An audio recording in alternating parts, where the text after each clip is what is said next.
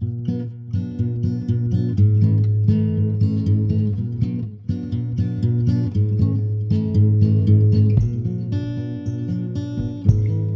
welcome to Mod Midwives, a Metro Midwifery podcast. I'm Gina Gerbath. And I'm Nedra Hale, and we are home birth midwives serving the Denver metro area. So October is an exciting month for maternal and child health. We have a couple big events that we'd like to acknowledge this month. So as many people are aware, October is Breast Cancer Awareness Month, and that is a big topic for a lot of us, but particularly in my family. My mom died of breast cancer, so it's always a topic that is really at the front of our minds. Yeah. And then October 7th is National Child Health Day, and we thought to ourselves, what could we talk about that would encompass both of these? It would meld the two topics together. Yeah, and of course, we came up with breastfeeding. Yes. So we're going to bring to you 10 of our favorite things about breastfeeding. So there's a lot of things that we love about breastfeeding, and so I just want to say, first of all, that it was a lot of work to whittle the list down to 10. We could just go on for hours. Yes. But do you want me to start? Yeah. I'm going to just start with a fluffy one, even though, it sounds a little fluffy in comparison to some of the other ones, but it's actually a really big one in my mind. And that is that I think breastfeeding your baby kind of creates this slow down moment that is perfectly packaged to put some self-care in there, some time with your baby, some bonding time. Maybe have a little snack and a drink of water, and it makes you pause and not go through your day so quickly. Yeah, which was really important for me. I'm a goer, and I was once accused by my own mother, speaking of my mother, of continuing to have babies just so I could sit down. And I'm like, I don't think that's how it works, Mom. I think that probably like the ratio of sitting to moving, the more children I have is probably. Yeah. I always say that breastfeeding is the only time I feel content. And I think that's basically what you're talking about. Yeah. You're stopping, you're resting. I think I'm a prolactin junkie. Yes. I think I really like the prolactin. Great. That's an awesome one. Okay. So I'm going to say, I think that the changing nutritional profile of breast milk is one of my favorite things. So it's not just that it's perfect nutrition. That's what we hear people say all the time. Breast milk is perfect nutrition. Mm-hmm. But it's really a lot more than that. It completely adapts to the baby's nutritional needs depending on the time of day, how old the baby is, what the baby needs. It completely adapts to that. That's so cool. So, the milk composition is different in the morning than it is in the evening. The volume is different. And that's true, too, throughout the baby's first, as long as you continue to nurse. I would say first year, but actually beyond a first year. Oh, that's so cool. Yeah. So when they say that, I'm sure you heard this back in the 90s when we were starting to have babies, that do you remember when they used to say that there was no benefit to breastfeeding past 12 months because nothing changes after that? It's been proven that it's not true. Yeah. And in fact, And I should say we're going to have some resources and references in our blog post about this, but in fact, the immunity in a toddler milk is kind of concentrated. So the volume goes down, and they'll say, oh, it's just not necessary anymore. But really, it's like double packed with immune factors for toddlers who are they need it. Exactly. Good. So, yeah. And then one other thing about nutrition, because I think it's the only time we're going to talk about it, is that when a baby is nursing, they're experiencing a variety of flavors because the breast milk changes in flavor based on what you've been eating. And that means that they get unique meals, whereas a baby that's not breastfed, that's getting artificial milk, is getting the same meal every 2 to 3 hours for the whole entire first year of their life or 6 months of their life. So what an interesting they're not, they don't come in contact with as many different flavors. And so that actually has been shown to, that toddlers that were breastfed more readily accept new foods because of cool. Yeah, because of the different flavors. So that's one of my favorite things. That's cool. So I want to talk about the health benefits to the mothers. And so this is one of those nitty-gritty ones. There's a lot, but the one I'm going to touch on first is the breast cancer risk. It, there's several different studies about it, but it appears that the information is that we reduce our risk of breast cancer by about 22% by breastfeeding. There's a lot of variables in terms of how many times a person was pregnant, how long a person breastfed accumulatively, and so on. But it seems around 22% is the number. And let me know if you have different information, but that sounds...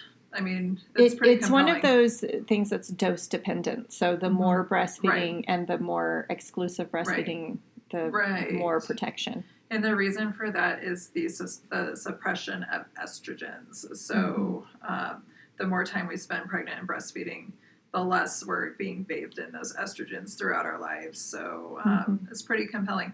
That also carries over into the risk of ovarian cancer being reduced. So to a pretty similar degree. So I think it's extremely compelling. Yeah, so we're not just talking about the importance for the baby, but we're talking about the importance for the breastfeeding, chest-feeding parent too.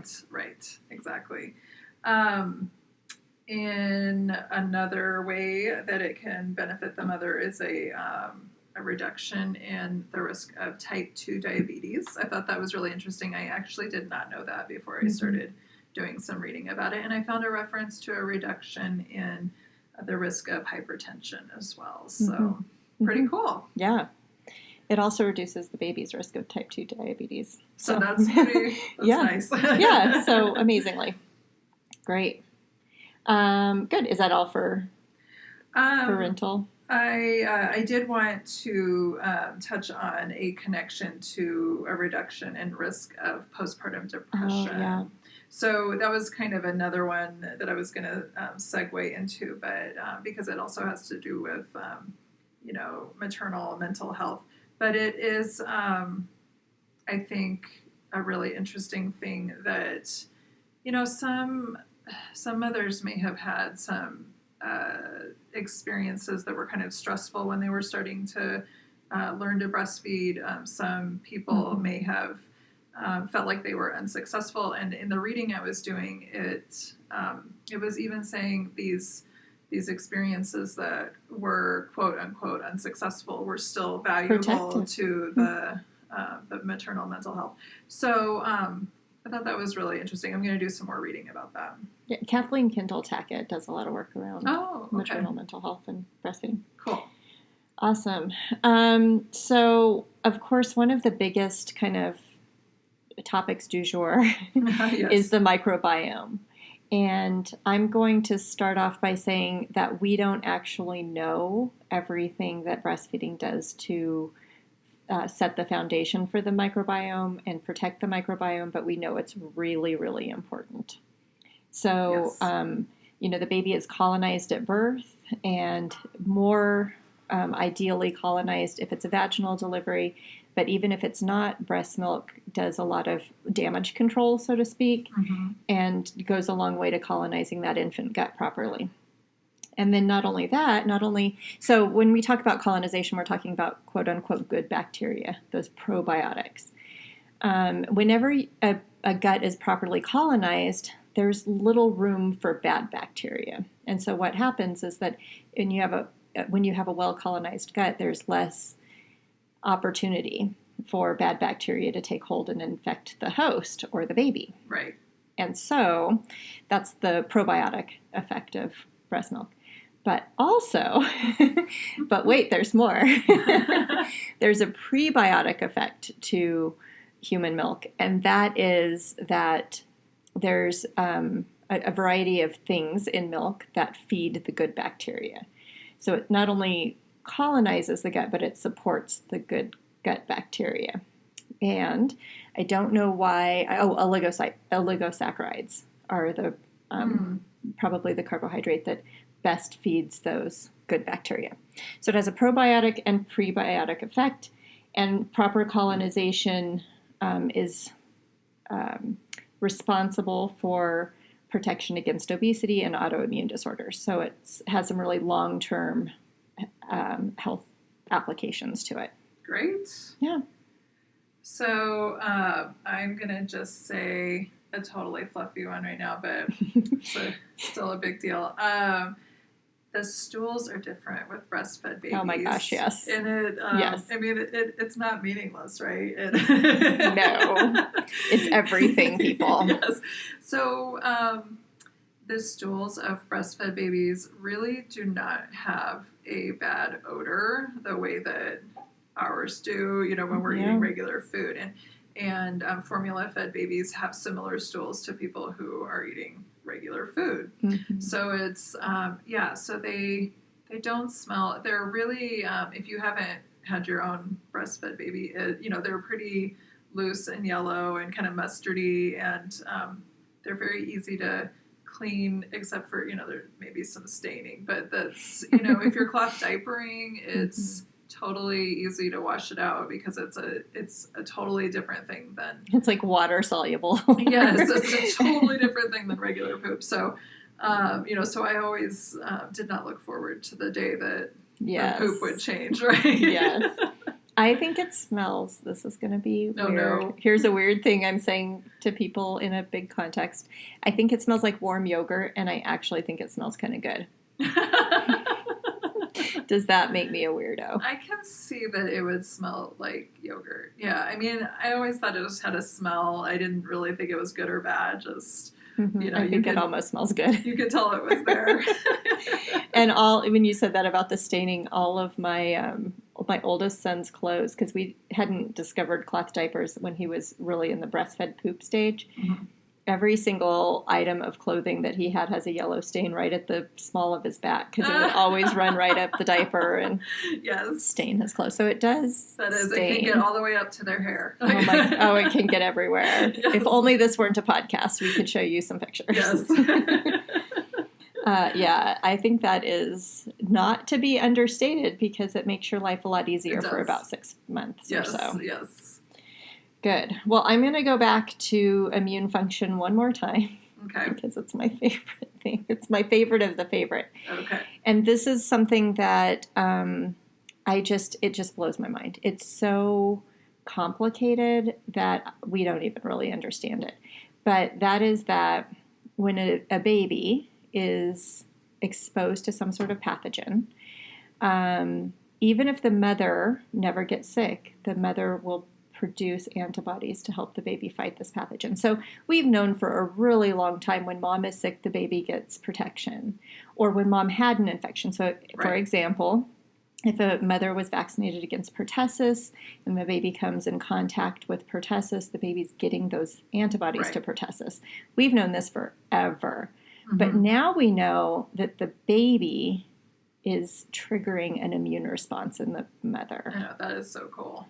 I mean, it's shocking. It's just mind-blowing. I like to say it's super high-tech, but of course it's super low-tech. But it's like you can't make this stuff up. Right. I mean, it just blows you away how the body works. Yeah. And it's just design. I also want to say, so we talked about dose dependence as one of the things that makes breastfeeding, that confers more protection. Yes. Another thing that confers more protection is nursing directly at the breast. And this is one of those things that the child will not reap the benefits of this if they're not nursing at the breast. So although expressed milk is a great alternative when breastfeeding isn't possible, it's not the same thing. And you won't have as much immune function in breast milk if the baby's not nursing at the breast.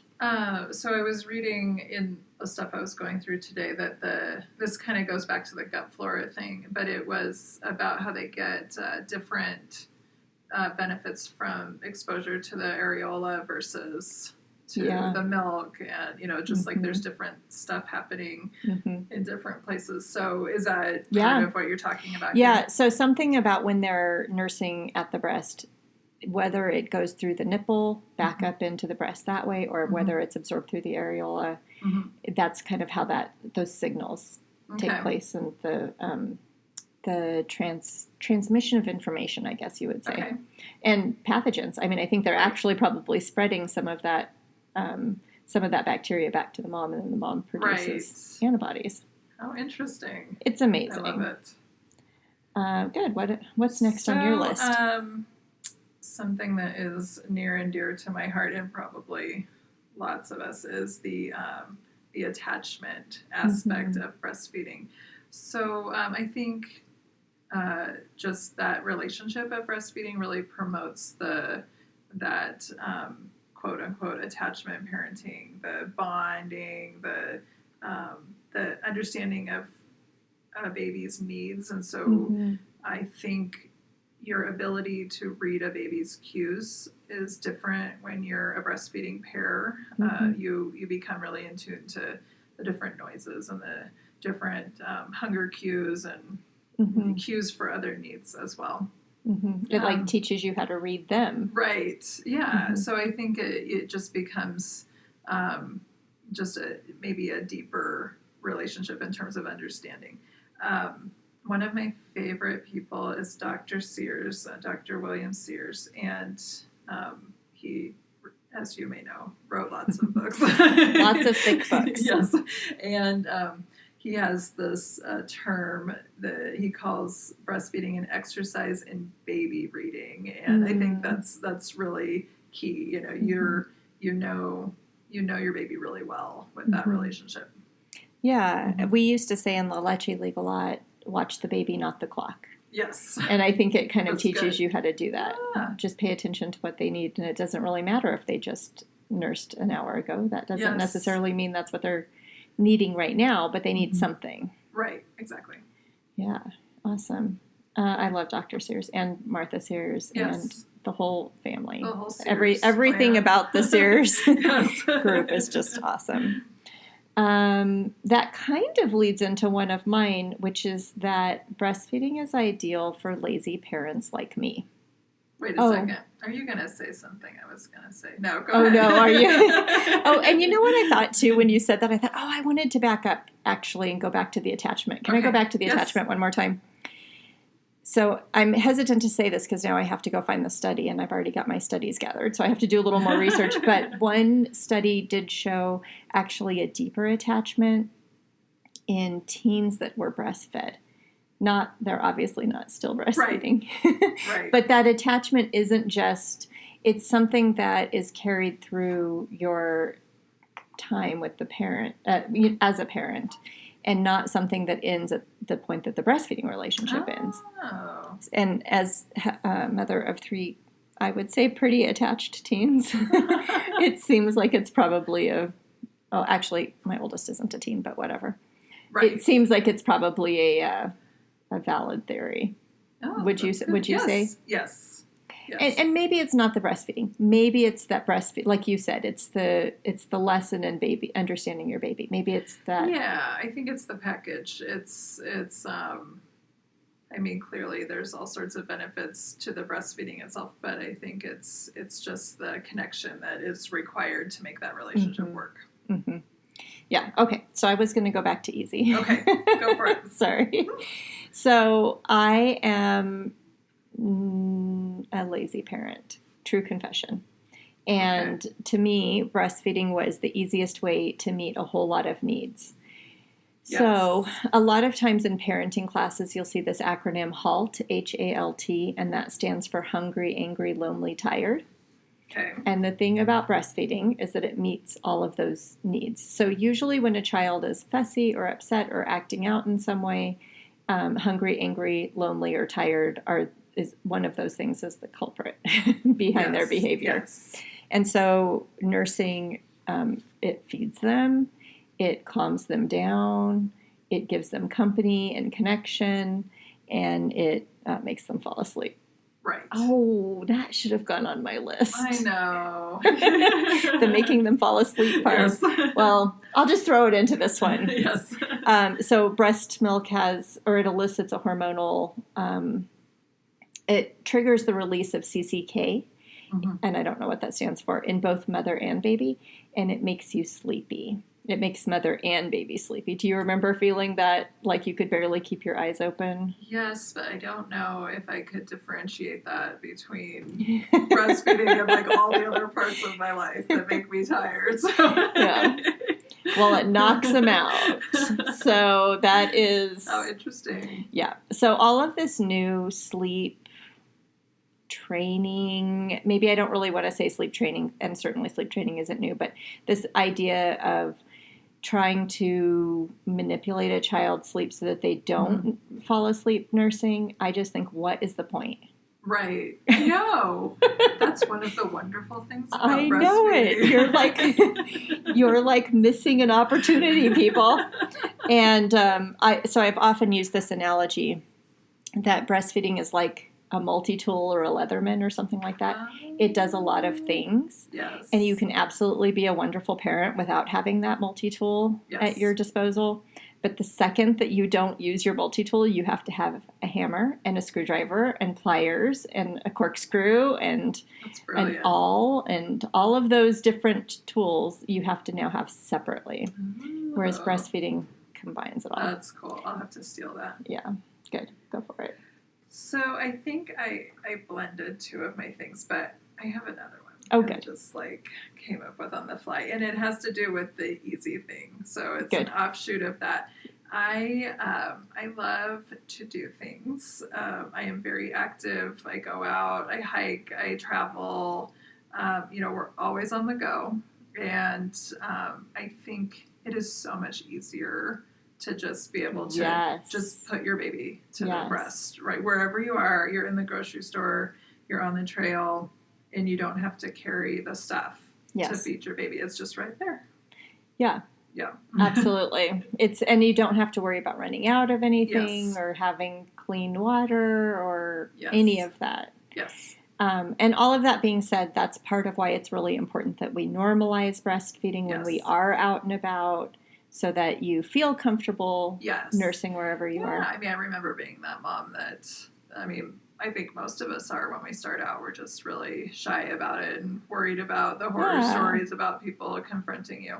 I also wanted to say, we've talked about how easy breastfeeding is, and I just want to say I have full awareness that it's not always easy too. Right. And it hasn't always been easy for me either. So, so once it is, right? Right. It has a steeper learning curve is how I describe it. It takes a lot more work in those first few weeks to figure it out and learn how to latch effectively and all of these things. There's so much to figure out. Right. But then when you do, it doesn't really it gets a lot easier after that. Yes. Whereas, bottle feeding is basically the same effort. Yes. For the whole year. And ultimately that adds up to be more down the road. Yeah. And, as you know, I have personally had to supplement a couple of my babies because, I'll get into it later on in a different podcast, but I have all sorts of hormone imbalances and such. And so some of the time I didn't have very good milk production. And so I had to make bottles sometimes. And I can tell you, absolutely, it's easier to not have to do that. And sometimes doing something like supplementing and continuing to breastfeed is kind of like more work in the long run. Yes. But clearly it was still worthwhile for you. Yeah. My last baby was the one I had to supplement the most because, partly probably due to my age, but also just my hormones were completely not on board. And but I breastfed him the longest out of all of my babies. We had a really, I would say, successful breastfeeding relationship, even though he was probably about half supplemented, So you just had to make it work for you and adapt to his needs. Exactly. Yeah, absolutely. So sometimes when we talk about the importance of exclusive breastfeeding or the importance of, one thing or the other, it's those are all assuming that there's not an underlying issue going on, of course. Sometimes there's health conditions that interfere or other conditions, But it doesn't negate the importance if you can, if at all possible. And really what's lacking is support. And so that's why we really want to be a resource for our clients. And we hope that we know midwives are great resources for their clients. Right. Well, I have one more thing, Okay. which I hope is not how we're going to end it. Maybe Uh-oh. I hope you have another one. No, that was. I mean, I'll pull out a list. We can come up with another one. So it's really fascinating. Breastfeeding reduces the risk of SIDS very significantly. Oh, yes. So if a baby is breastfed at all, so like we were talking about, you might have to supplement or something like that. Yeah. It leads to a 60% reduction in SIDS. 60%. That's Wow. 60, not 16. That's huge. 60. If you continue to nurse for 2 months, that goes up to 62%.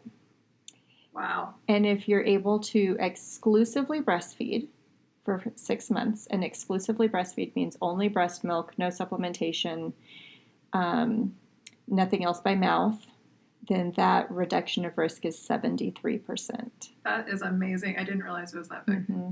Wow. Mm-hmm. It's a huge reduction. So we don't know exactly why. Yeah. Again, there's so much that we don't even know about breastfeeding. There could be certain immune factors or something going on.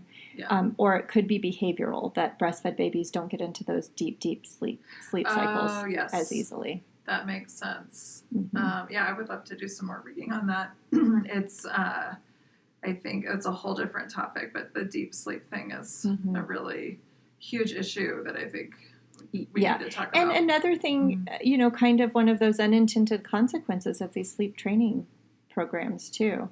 Yes. Is that actually it's not biologically appropriate for newborns to be sleeping long periods of time. Exactly. So, look, I get it. And postpartum depression, that all ties right back into that too. It is important to sleep. It is. But yeah. It's complicated, but I think biological sleep is the key, even for the mothers. Mm-hmm. So how did you make that work for you? So I'll put that as my last benefit, and it still is like, I think I'm on a theme now of the lazy woman's. I mean, there's like literally so many things. So my family, we bed share with our babies. That is obviously a personal decision for everybody, but that's what we do. Mm-hmm. And when I say biological sleep, that is what I'm talking about, is that when you're breastfeeding your baby and you're in the same bed, you don't actually have to wake up all the way to feed them. And so the mother and the baby both are kind of in this state of light sleep through a lot of the night, and they can stay really connected that way. There's an awareness there between the two of them, which I think is meant to be there. So absolutely. Absolutely. So yeah, we also did. And I would encourage anybody to check out the work of James McKenna for ways to safely co-sleep and bed share while you're breastfeeding. But, given that, so we do know that bed sharing is implicated in SIDS, infant death. But given that giant reduction of breastfeeding, it seems, you want to do whatever you can to make breastfeeding long-term workable for you. Yeah. And certainly biological sleeping would be one way to do that, as well as, learning how to just do this on the go and make it part of your lifestyle, and not consider that you're putting on life on hold for a year or whatever it ends up being, whatever your personal goals are. So I have one more thing to say, and it's a nice little, it's not a whole thing that I love, but... Oh my gosh, you're going to have to count these at the end. This one doesn't need a reference or anything. It's not. Okay. But I was just going to say, maybe we could just end on saying, there is nothing like looking down at your baby. Once they start smiling and interacting with you, there is like literally nothing like looking down at them, and they smile back at you, and they drip that milky grin. It's so cute. With the drip of milk out the corner of their mouth. It's such a heart-melting experience. Yes. So. I was actually picturing, it's funny that you brought that up, because I was wishing that we could do like a video montage at the end of our podcast, which I realized would not work. But that's what I was picturing, is like that perspective of looking down and seeing all the funny things they do. Yes, and they're so, and we're not going to totally sugarcoat it. That's not as always as sometimes sweet. Sometimes they pull your hair and pick your nose. And Twiddling. We won't even start with twiddling. Even go there. But it is estimated that 800,000 lives per year could be saved by optimal breastfeeding worldwide. Wow. So it's so important. And it's such, it's not always blissful and wonderful for everybody, but it can be. It can be an awesome experience. So that's good. Yeah. Okay. So that's it for this week. And check out our blog. We'll have links to all of these giant claims that we made today. Right. There's actually going to be information back in there the stuff is. Up, yeah, so absolutely. Stay tuned. Okay. Have a great week. All right, guys. Bye. Bye.